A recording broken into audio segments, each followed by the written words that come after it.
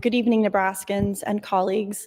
I probably have 8 hours or 5 hours of material I could talk about on these issues, but I have not been in the mix today on the record, on the microphone. And I just wanted to speak quickly, hopefully not taking up the whole 5 minutes, to District 8, to my people in Dundee and Benson in the northern part of Midtown, and the other people around Nebraska who rely on our votes here and the decisions that we make that has a lot to do with how they end up living their lives. And what I want to share with you is my view, which is principled and sincerely held and maybe ignorant in some ways. I'm definitely not an economist, although one difference between me and some of my colleagues is I'll admit that I'm not an economist. But a lot of this conversation around this whole special session has reminded me of in 2019 when I came in here, the first bill I introduced, and I was so proud, I brought it up on the first day, was a bill to tax tattoos and piercings. And my intention with that bill was to use the revenue from that new tax for property tax relief, which is something that made a lot of sense to me at the time.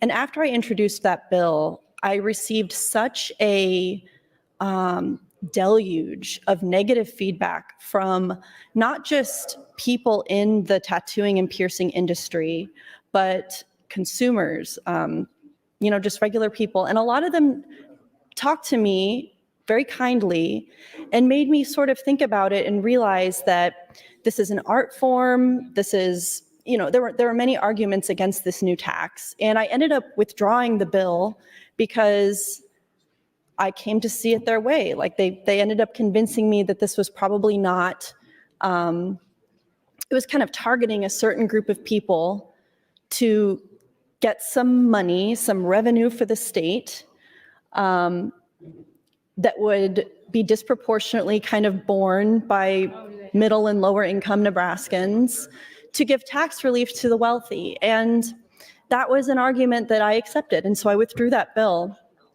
And sort of the reason that I don't support things like tax increases like this is because it's not just the question, like my colleague Senator Wayne was saying about, can you afford this? Can you afford that? If you own a pool, can you afford to pay a little bit more to get your pool cleaned? Things like that. Can you afford a little bit more to get your hair cut? It's a want, not a need. All of these things we've been hearing all day. Yes, I hear you, but we have to continue to follow the logical path with that, because it's not just the consumers that are affected, it's the workers who, after we got the new restaurant tax in Omaha, restaurant business declined. And of course, we all go out to eat. It's not like the restaurant industry went out of business, but a lot of businesses struggled after that tax increase. And that always happens after tax increases. And it's not just the consumers, it's not just those of us in this body who look at our bill at the end of the night and go, oh, it's a little steeper than I thought.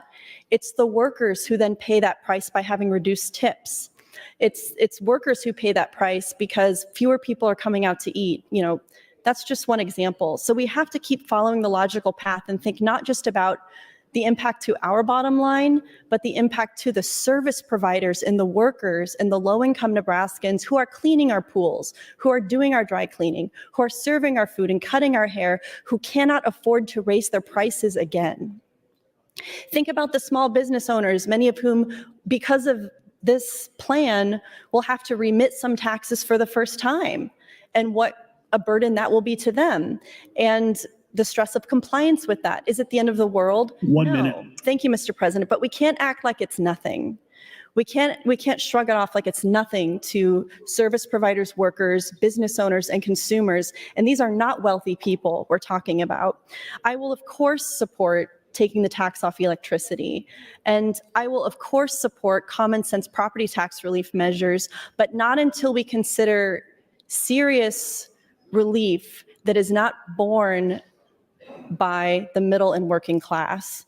I loved the idea that Senator Wayne was talking about yesterday about, owner-occupied homes being valued at 65%, going up to out-of-town investors paying 100%, things like this. These are very creative ideas that we need to take seriously. And frankly, we're running out of time to do that. That's what the working group should have been talking about months ago. And we can look down our noses at poor people and judge them and say, it's a want, not a need.